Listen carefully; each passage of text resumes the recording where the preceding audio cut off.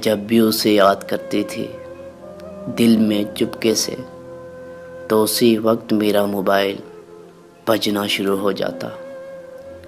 जब देखती तो उसकी कॉल या मैसेज होता, तो वो कहता था, सुनो लड़की, मुझे कभी तो सुकून से काम करने दिया करो। मैं हैरान होकर पूछती, रिजवान मैंने क्या किया है? तो मैं कहता, क्यों मुझे इतना याद करती हो? तो मैं पूछती, आपको कैसे पता चला?